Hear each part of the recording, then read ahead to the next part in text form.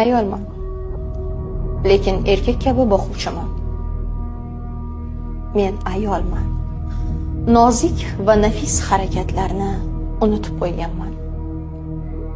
Men ayolman. Ham ota, ham onaman. Barcha mas'uliyat mening zimmamda. Men ayolman.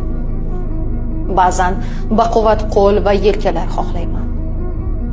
Men ayolman. Nafsi uchun menga qaraydiganlar nazaridan to'yganman. Men ayolman.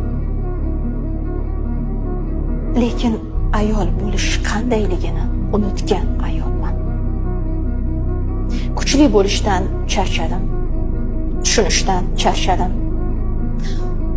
Hammaga yordam berishdan ham charchadim.